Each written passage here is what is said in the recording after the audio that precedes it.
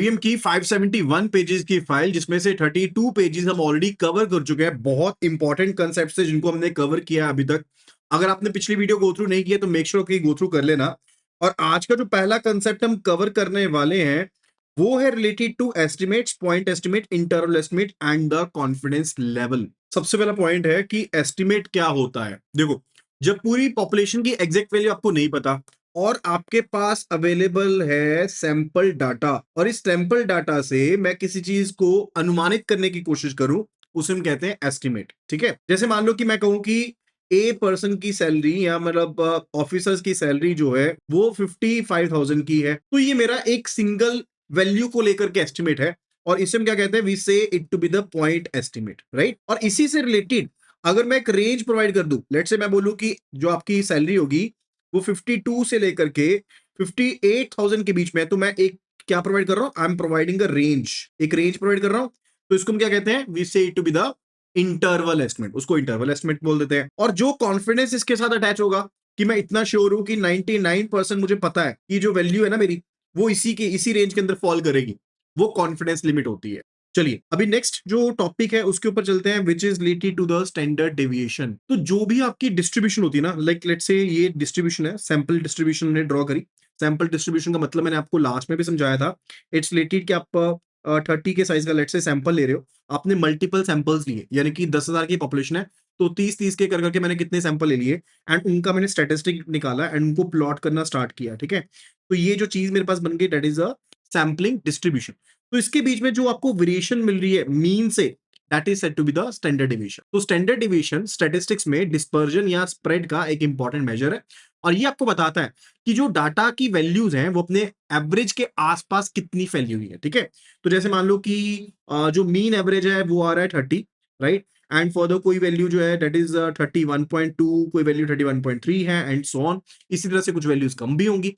So standard division हमें variability के बारे में बताता है, वॉलेटिलिटी के बारे में बताता है, एंड जितनी ज्यादा कम स्टैंडर्ड डिवीजन है उतना ज्यादा बेटर है आपकी डाटा की कंसिस्टेंसी, ऑब्जर्वेशंस उतनी ज्यादा क्लोज है एंड आपकी सीरीज उतनी ज्यादा होमोजेनस हो। तो लो स्टैंडर्ड डिवीजन मतलब कि ज्यादा कंसिस्टेंसी है, हाई स्टैंडर्ड डिवीजन है यानी कि ज्यादा वेरिएशन है। अभी चलते हैं नेक्स्ट कंसेप्ट के ऊपर, it's related to what is the value expression function of attitude. देखो, वैल्यू एक्सप्रेशन फंक्शन का मतलब होता है कि हमारा एटीट्यूड जो है वो हमारे पर्सनल जो वैल्यूज हैं, पर्सनल हमारे बिलीव्स हैं, जो प्रिंसिपल्स हैं, उनको एक्सप्रेस करता है। यानी कि हम जिन चीजों को इंपॉर्टेंट मानते हैं, हमारा बिहेवियर, हमारी ओपिनियंस एक्चुअल में उन्हीं वैल्यूज को रिफ्लेक्ट करेंगे। तो मान लो कि एक मैनेजर स्ट्रांगली बिलीव करता है कि हार्ड वर्क एंड डिसिप्लिन बहुत ज्यादा इंपॉर्टेंट है, तो वो इंप्लॉयज के बारे में उसी वैल्यू के हिसाब से अपना एटीट्यूड रखेगा। अगर कोई इंप्लॉय मेहनत करता है तो मैनेजर का एटीट्यूड पॉजिटिव होगा, अगर कोई इंप्लॉय कैजुअल है तो मैनेजर उसे पसंद नहीं करेगा। यानी कि मैनेजर का एटीट्यूड उसकी अपनी वर्क एथिक वाली वैल्यू को एक्सप्रेस कर रहा है। ठीक है, तो that's basically the value expression function of the attitude. फिर बात आती है रिलेटेड की ट्रांजैक्शनल एनालिसिस क्या होता है। देखो, ट्रांजैक्शनल एनालिसिस जिसको हम टीए भी कहते हैं, ये एक साइकोलॉजिकल कंसेप्ट है। ठीक है, तो ये समझने में हमें हेल्प करता है कि लोग कैसे सोचते हैं, कैसे बिहेव करते हैं, एक दूसरे से कैसे कम्युनिकेट करते हैं, right. And as per the transactional analysis, जो ईगो स्टेट है उसे 3 पार्ट्स में बांटा गया। कौन कौन सी 3 पार्ट्स हैं? One, it is related to parent, second it's related to adult and third it's related to child. तो आप इसको समझ सकते हो कि टीए हमें पीएसी के बारे में बताता है, पेरेंट, एडल्ट, चाइल्ड के बारे में बताता है। पेरेंट ईगो स्टेट, यानी कि जैसे मान लो मैनेजर बोले कि मैंने पहले ही बोला था ऐसे मत करना, वो पेरेंट ईगो स्टेट हो गई। अच्छा, मैनेजर बोले कि एरर कहां हुआ है, चेक करते हैं, सोल्यूशन निकालते हैं, तो वो एडल्ट ईगो स्टेट हो गई। एंड पेरेंट, अगर इंप्लॉय बोले हर बार मुझे क्यों डांटते हो, वो चाइल्ड ईगो स्टेट हो गई। ठीक है, तो ट्रांजैक्शनल एनालिसिस का मेन पर्पस होता है कि हमारी जो पर्सनैलिटी है वो कैसे फंक्शन करती है, हम दूसरों से कौन सी ईगो स्टेट से कम्युनिकेट कर रहे हैं, ये उस चीज के बारे में बताता है। हमारा बिहेवियर इंटरपर्सनल रिलेशनशिप्स को कैसे अफेक्ट करता है उसके बारे में बताता है। Clear? After that it's related to what is ego state. जो आपके पास पेरेंट, एडल्ट, चाइल्ड मॉडल्स है उन्हीं के बारे में है। तो मैंने आपको ऑलरेडी बताया कि ट्रांजैक्शनल एनालिसिस हमें इसी बारे में बताता है। पेरेंट मैंने बोला था पहले ये चीज मत करो, एडल्ट इज समवट हेल्पफुल, यार ये गलती कैसे होगी, let's find out the solution. And child is like, यार आप हर बार मुझे डांटते हो, वो चाइल्ड ईगो स्टेट से रिलेटेड हो गया। क्लियर? तो ये बेसिकली जो आपकी ईगो स्टेट्स हैं इस हिसाब से कामकाज करती है। तो जो पेरेंट ईगो स्टेट को बिलोंग करते होंगे वो रिस्पॉन्सिबल होते हैं, वो केयरिंग होते हैं। एडल्ट ईगो स्टेट की बात करें तो यहाँ पर जो पर्सन है वो सिचुएशन को रैशनली लॉजिकली समझने की कोशिश करता है, रैशनल होता है, वो लॉजिकल होता है, चेंज के लिए फ्लेक्सिबल होता है। नाउ जो नेक्स्ट क्वेश्चंस है those are related to the time series, statistics के टाइम सीरीज से रिलेटेड क्वेश्चंस हैं। तो पहली जो पहला हमारा पॉइंट है दैट्स रिलेटेड टू की टाइम सीरीज होती क्या है। देखो टाइम सीरीज का मतलब है ऐसी ऑब्जर्वेशंस या डाटा वैल्यूज जो टाइम के सीक्वेंस में कलेक्ट की गई हैं, यानी कि अलग अलग सक्सेसिव पॉइंट्स को आपने डिफरेंट डिफरेंट पॉइंट्स के ऊपर कलेक्ट करा, पीरियड्स ऑफ टाइम के ऊपर कलेक्ट करा, दैट इज इट। यानी कि लेट्स से अगर मैं किसी चीज को टाइम के हिसाब से ऑब्जर्व करता हूं तो वो टाइम सीरीज डाटा बन जाएगा। कि मैं अपने प्रॉफिट के बारे में बात करूं या फिर मंथली डिपॉजिट्स के बारे में, लेट्स से हम बैंक की बात करते हैं कि जनवरी में 100 करोड़ थे, फिर फरवरी में 105 करोड़ हो गए एंड मार्च में इतने हो गए। तो वो बेसिकली टाइम सीरीज, क्यों क्यों टाइम सीरीज है, क्योंकि data month by month time sequence को रिकॉर्ड कर रहा है। क्लियर। तो टाइम सीरीज का एनालिसिस कहां पे हेल्पफुल होता है, जैसे मान लो आपने फोरकास्टिंग करनी है, चाहे वो इकोनॉमिक फोरकास्टिंग है, बजट फोरकास्टिंग है, सेल्स फोरकास्टिंग है, डेफिनेटली वहां पर टाइम सीरीज जो है वो बेनिफिशियल होती है। Further it's related to what are the 4 types of variations in time series. तो जो टाइम आपको वेरिएशंस बहुत लंबे टाइम पीरियड के में मिलती हैं, जैसे मान लो ये एक टाइम सीरीज में बना रहा हूं, ग्राफ बना रहा हूं, तो ये मेरा ओवरऑल इन्फ्लेशन लंबे टाइम में हमेशा बढ़ती रही है, तो एक होलिस्टिक अप्रोच में लेके चल, I am taking a holistic approach, right. And further जो कुछ एक सालों को मिलाकर के जो चेंजेस आते हैं उन वेरिएशंस को हम क्या कहते हैं, we say them to be the cyclical variations. जैसे बिजनेस साइकिल में कभी अप डाउन आ गया, ठीक है, तो वो बिजनेस साइकिल की वेरिएशंस होगी।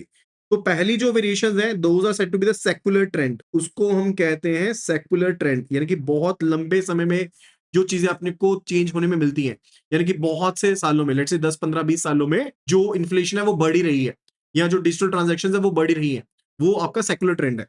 और सेकंड जो है that's related to the cyclical variations, यानी कि ओवर द मल्टीपल इयर्स, इसकी ड्यूरेशन कुछ एक सालों के ऊपर होती है। जैसे बिजनेस में बूम आया, स्लो डाउन हो गया, रिसेशन हो गया, रिकवरी हो गई, फिर से बूम आ गया, वो साइक्लिकल वेरिएशंस है, ऐसी वाली, राइट। एंड फिर थर्ड वेरिएशंस आती है सीजनल वेरिएशंस, यानी कि एक ही साल के अंदर अंदर जो वेरिएशंस आपको देखने को मिलती हैं वो सीजनल वेरिएशंस होती हैं। एंड फोर्थ होती है इररेगुलर वेरिएशंस। अब इररेगुलर वेरिएशंस कभी भी हो सकती हैं, उनके बारे में पता नहीं, जैसे कोरोना आ गया, राइट, या कोई और दिक्कत पड़ गई, तो वो वेरिएशंस अलग हो। क्लियर।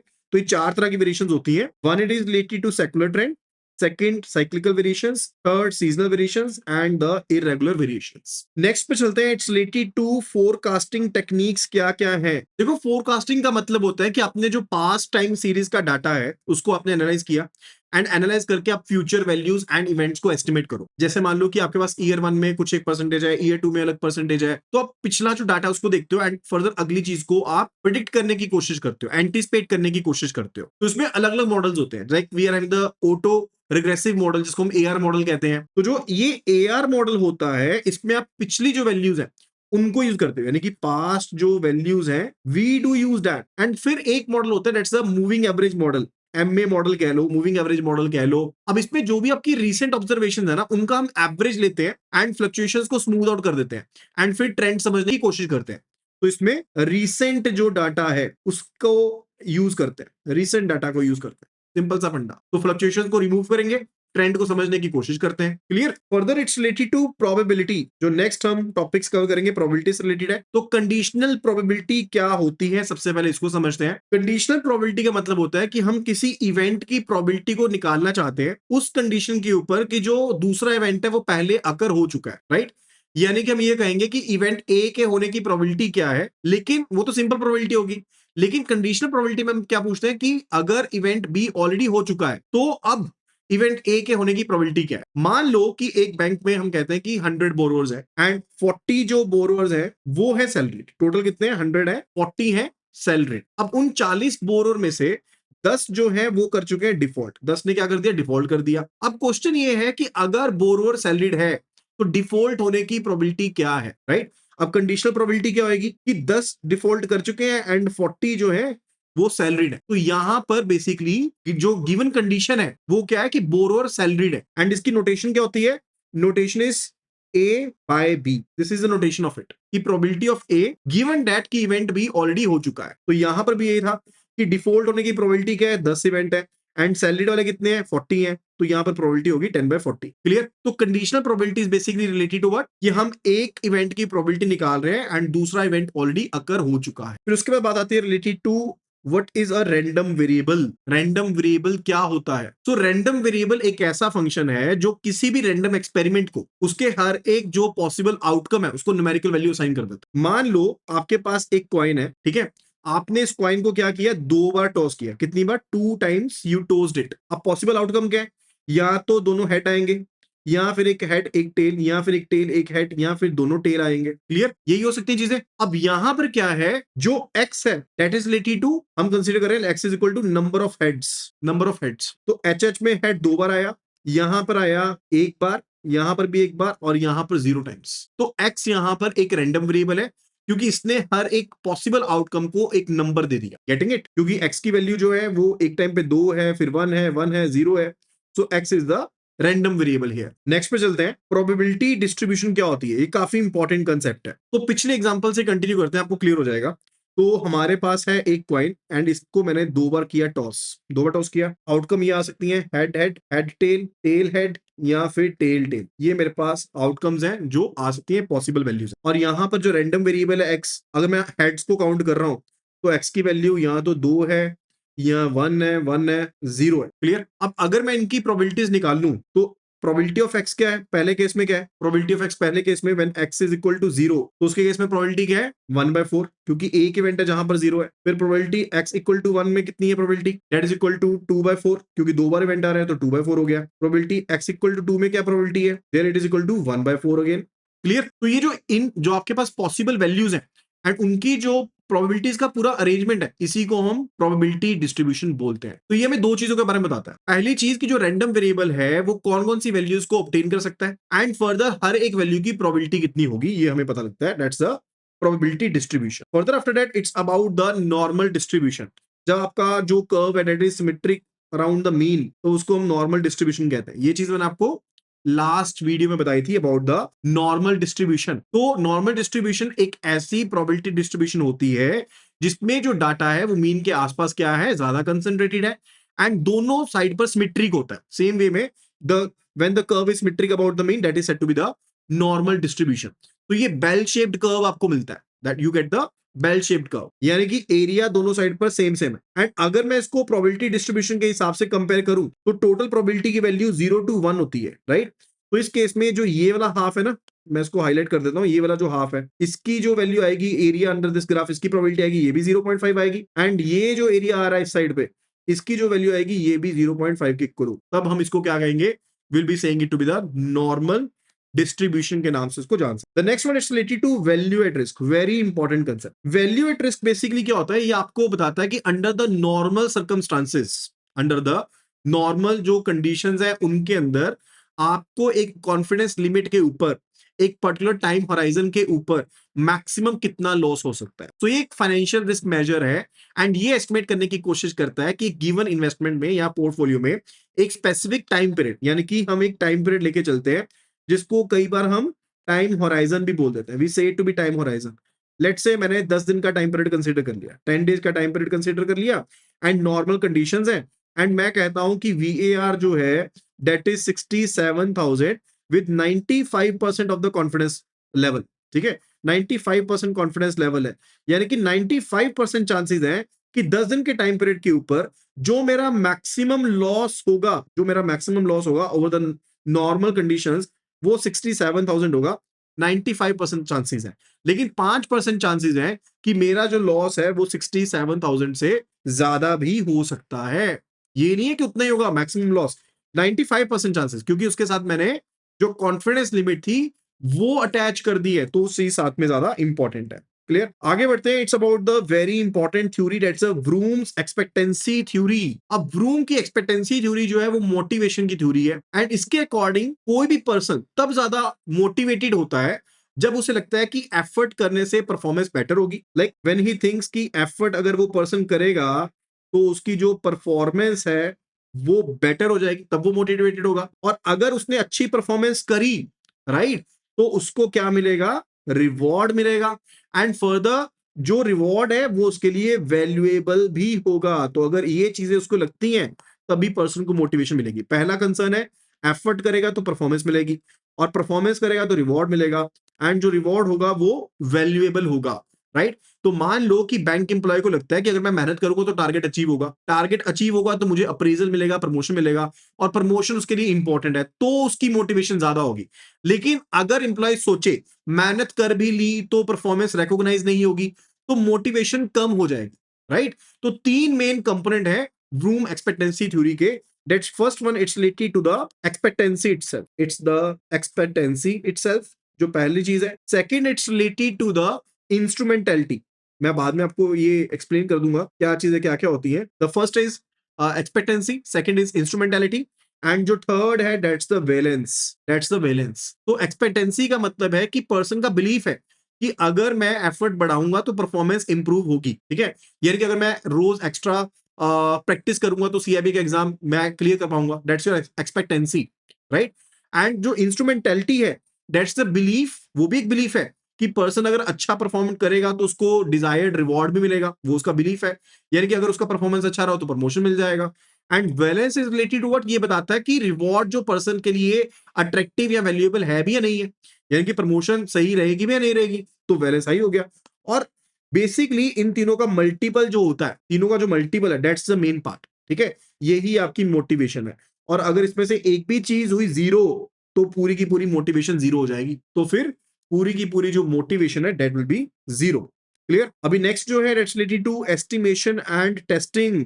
अगर वीडियो पसंद आ रही है वीडियो को लाइक जरूर करें और वीडियो को शेयर जरूर करें। तो topic it says statistical inference central limit theorem. तो सेंट्रल लिमिट थ्योरम के बारे में तो ऑलरेडी मैं आपको बता चुका हूं। स्टैटिस्टिकल इन्फ्रेंस बताता हूं। स्टैटिस्टिकल इन्फ्रेंस का मतलब होता है कि स्टैटिस्टिक किस चीज से यूज होता है। Statistic is related to sample, ठीक है। आपने सैंपल को एनालाइज किया, उसके ऊपर आपने ऑपरेशंस लाइक कैलकुलेशंस करी एंड वहां से इंफॉर्मेशन निकाली। तो सैंपल से मिली इंफॉर्मेशन के आधार पर अगर आप पूरी की पूरी पॉपुलेशन के बारे में कंक्लूजन निकाल लो, उसी को हम कहते हैं स्टैटिस्टिकल इन्फ्रेंस, राइट। लाइक मान लो कि किसी बैंक में 50,000 इंप्लॉइज है, 1,000 इंप्लॉइज का आपने सैंपल ले लिया, उनकी एवरेज सैलरी, सेटिस्फेक्शन लेवल, ये वो स्टडी कर लिया, और पूरी की पूरी पॉपुलेशन यानी कि 50,000 इंप्लॉइज के बारे में आपने कंक्लूजन निकाल दिया, तो वो स्टैटिस्टिकल इन्फ्रेंस होगा, ठीक है। और सेंट्रल लिमिट थ्योरम क्या होती है, ऑलरेडी टोल्ड यू, सीएलटी, याद है या भूल गए। सीएलटी होता है कि जैसे जैसे सैंपल साइज आप इंक्रीज करते हो, आप एन को इंक्रीज करते हो जैसे जैसे, इवन दो अगर आपकी पॉपुलेशन नॉर्मली डिस्ट्रीब्यूटेड है या नहीं है, आपका जो बेसिकली सैंपल डिस्ट्रीब्यूशन है दैट विल अप्रोच नॉर्मेलिटी, यानी कि उसकी नॉर्मल डिस्ट्रीब्यूशन बन जाएगी। चाहे पॉपुलेशन परफेक्टली नॉर्मल ना भी हो, तब भी अगर आप सैंपल साइज इंक्रीज करते हो, your basically sample distribution approaches the normality. Clear, ठीक है जी। अच्छा, एक ना हम टर्म इसमें यूज करते हैं that's related to the finite population. Finite population, अब फाइनाइट पॉपुलेशन क्या होता है, जहां पर आपके पास नंबर्स जो है, जो नंबर ऑफ ऑब्जर्वेशन है वो काउंटेबल है, वो लिमिटेड है, उसको हम कहते हैं फाइनाइट पॉपुलेशन। यानी कि मान लो कि एक बैंक में 20,000 इंप्लॉइज है, तो फाइनाइट पॉपुलेशन है ना, एंड आपको सीएलटी अप्लाई करने के लिए सैंपल का साइज कितना चाहिए, कम से कम you need the sample size to be equal to 30 minimum and should be greater than और equal to 30 if you want to apply the CLT, otherwise CLT apply नहीं होगा। अच्छा, एक मल्टीपल हम यूज करते हैं that is a finite population multiplier, यहां पर हाईलाइट कर रहा हूं, finite population multiplier, what it is. देखो, फाइनाइट पॉपुलेशन मल्टीप्लायर जो है ये तब यूज किया जाता है जब हमारे पास फाइनाइट यानी कि लिमिटेड पॉपुलेशन हो, एंड या फिर हम विदाउट रिप्लेसमेंट सैंपलिंग कर रहे हो। अगर तो आप फाइनाइट पॉपुलेशन से विद रिप्लेसमेंट सैंपलिंग कर रहे हो, फिर तो कोई इश्यूज नहीं है, फिर तो आपको फाइनाइट पॉपुलेशन मल्टीप्लायर, जिसको हम एफपीएम कहते हैं, इसको यूज करने की जरूरत नहीं पड़ेगी। लेकिन अगर आपके पास फाइनाइट पॉपुलेशन है एंड फर्दर आप बेसिकली विदाउट रिप्लेसमेंट सैंपलिंग करते हो, विदाउट रिप्लेसमेंट सैंपलिंग अगर हम करते हैं, तो आपको फाइनाइट पॉपुलेशन मल्टीप्लायर जो है यूज करना होगा। इसका फॉर्मूला होता है capital N minus N and capital N minus 1 and under root of the same. This is your FPM. This is what? This is your FPM, यानी कि finite population multiplier, where n capital N is your total population size, small n is your sample size. Clear? तो एक example बता देता हूं आपको, थोड़ा सा और क्लैरिटी मिल जाएगी। यहां पर सॉल्व कर लेते हैं example. Let's have a look at it. So let's assume कि आपके पास जो टोटल एम्प्लॉइज है एक बैंक ब्रांच नेटवर्क में वो है 100। क्लियर? और आपने इसमें से सैंपल लिया 20 का। यानी कि कैपिटल एन 100 है, स्मॉल एन कितना 20 है, तो एफपीएम कितना होगा, FPM would be equal to capital N यानी कि 100 माइनस 20 डिवाइड बाय 100 माइनस 1 यानी कि 99, ये हो गया under root of the same, यानी कि 80 डिवाइड बाय 99 अंडर रूट। तो अगर मैं इसको कैलकुलेट करके देखूं 80 divide by 99 under root of it, then it is coming out to be 0.89, ये वैल्यू आ रही है 0.899। तो अगर नॉर्मल स्टैंडर्ड एरर आपके पास 80 आपके पास 10 था, लेट्स एज्यूम कि नॉर्मल स्टैंडर्ड एरर 10 था, तो करेक्टेड स्टैंडर्ड एरर कितना होएगा, let's say if we calculated sigma X bar, standard error जिसको हम कहते हैं, वो हमारे पास था लेट्स से 10, तो करेक्टेड जो स्टैंडर्ड एरर होगा दैट विल बी 10 इंटू 0.89 यानी कि 8.9। क्लियर। एंड इससे रिलेटेड ना एक बहुत इंपॉर्टेंट रूल है दैट्स रिलेटेड टू द कि अगर सैंपल पॉपुलेशन बहुत छोटा है, अगर सैंपल पॉपुलेशन का बहुत छोटा सा हिस्सा है यानी कि 5% या उससे कम है, तो एफपीएम का इफेक्ट बहुत कम होगा, तो उसे हम इग्नोर कर सकते हैं। यानी कि इसके लिए हम यूज करते हैं small N by capital N fraction. If it is lesser than 5% then don't use FPM, फिर एफपीएम को यूज करने की जरूरत नहीं। यानी कि अगर ये small N by capital N is lesser than 0.05, फिर इसको यूज करने की जरूरत नहीं है finite population multiplier. Next it's related to the talent management. Talent management का मतलब क्या होता है, इसका मतलब होता है कि ऑर्गेनाइजेशन अपने एम्प्लॉयज को आइडेंटिफाई करे, you need to identify the employees, ठीक है, उनको मैनेज भी करना है, आइडेंटिफाई भी करना है, मैनेज भी करना है, और इंपॉर्टेंटली उनको डेवलप भी करना है सो दैट कि वो अच्छा परफॉर्म करे एंड जो फ्यूचर रोल्स हैं उनके लिए रेडी हो जाए। अब डेफिनेटली हर एक इंप्लॉय की कैपेबिलिटी तो सेम नहीं है, तो किसी में लीडरशिप पोटेंशियल ज्यादा होगा, टेक्निकल स्किल स्ट्रांग होगा, या फ्यूचर मैनेजमेंट मैनेजर बनने की कैपेबिलिटी ज्यादा होगी।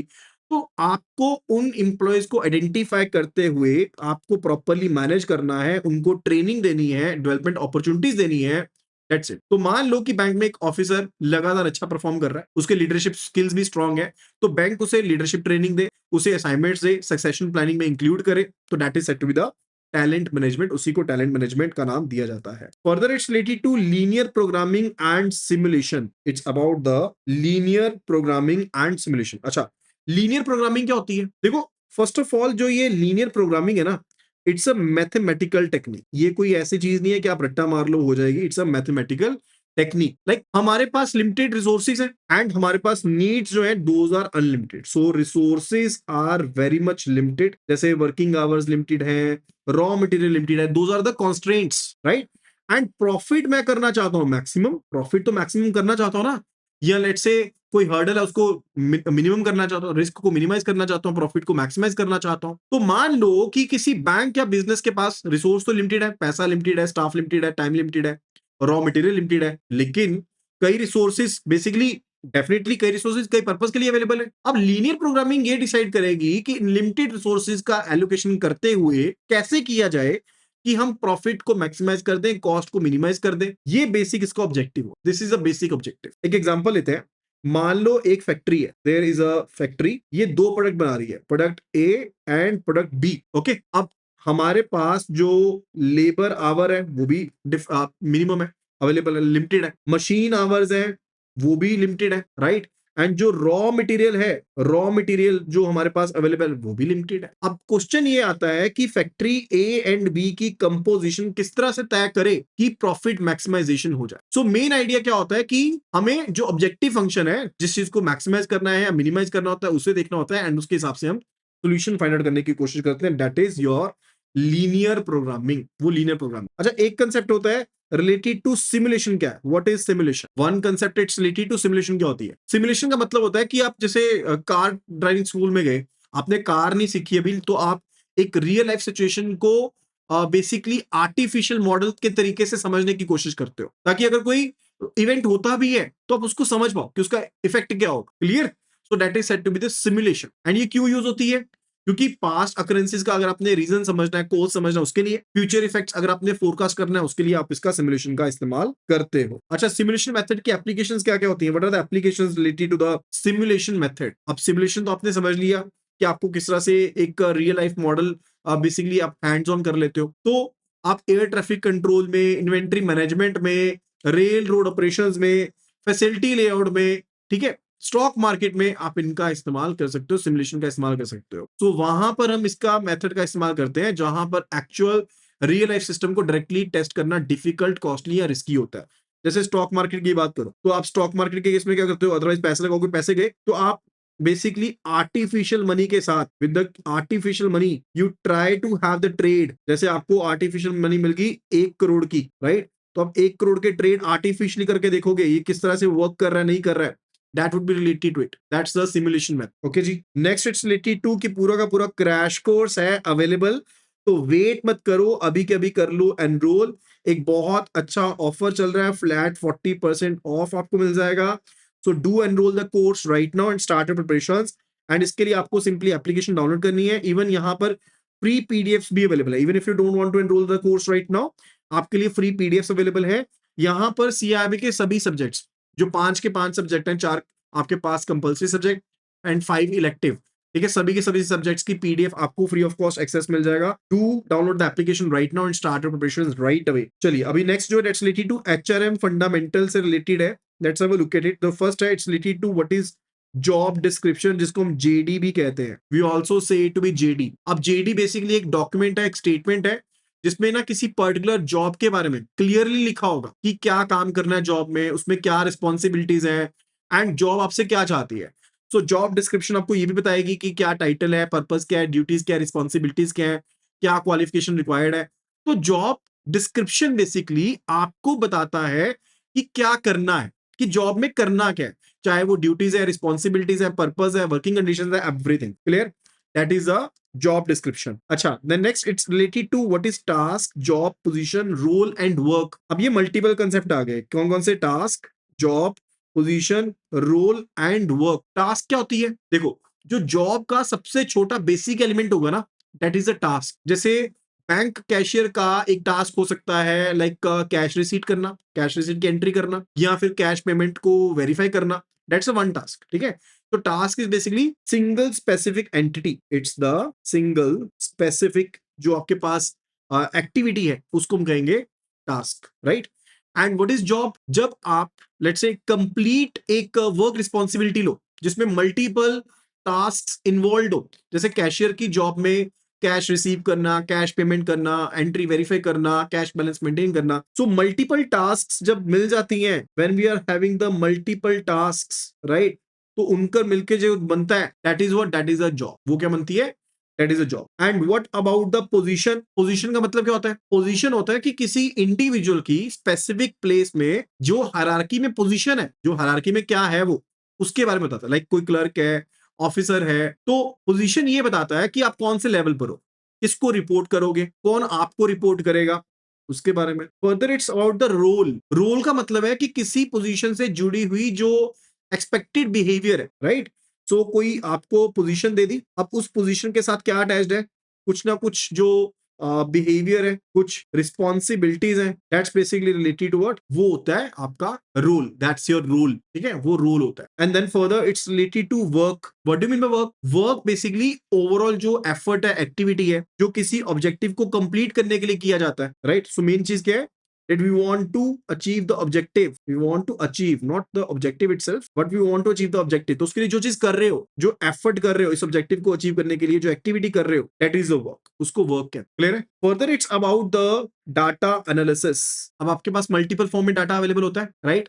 अब now the data analysis related to what, कि जॉब एनालिसिस करने के लिए आपको अलग अलग जो स्टेक होल्डर्स हैं उनसे डाटा कलेक्ट करना पड़ेगा। सो डाटा एनालिसिस में सबसे पहली चीज क्या होती है कि कलेक्शन ऑफ द डाटा। सबसे पहले कलेक्शन, फिर कैटेगराइजेशन। तो ये तो नहीं सीधा ही आप उसको देख लोगे, collection, categorisation and then processing and analysing. तब फिर उसके बाद आप प्रोसेस करते हो डाटा को, एनालाइज करते हो। क्लियर? तो जो भी मैंने डिफरेंट वेज है, चाहे इंटरव्यूज हैं, ऑब्जर्वेशंस हैं, क्वेश्चनियर्स हैं, आप डिफरेंट डिफरेंट सिस्टम्स के थ्रू डाटा को कलेक्ट करते हो एंड फर्दर फिर उसको आप एनालाइज करते हो, कैटेगराइज करते हो, फिर उसको एनालाइज करते हो। That is related to the data analysis.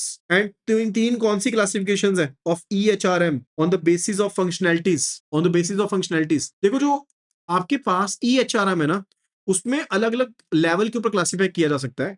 Like one it's related to operational EHRM, one it is related to the operational EHRM. अब ऑपरेशनल ईएचआरएम जो है that's related to administrative and routine. तो ये administration से related है and जो routine है उससे रिलेटेड है। लाइक लेट्स से कि पेरोल बनाना, या फिर एम्प्लॉय का जो पर्सनल डाटा है, या फिर जो बेसिक एचआर रिकॉर्ड्स हैं, तो डे टू डे जो एडमिनिस्ट्रेटिव एचआर वर्क होता है वो होता है operational EHR. Second, it's related to the rational sorry relational EHR, not rational, it's relational EHR, यानी कि ट्रेनिंग प्रोवाइड करनी है, रिक्रूटमेंट करनी है, सिलेक्शन करनी है, उससे रिलेटेड है। And further these are the main things, ठीक है।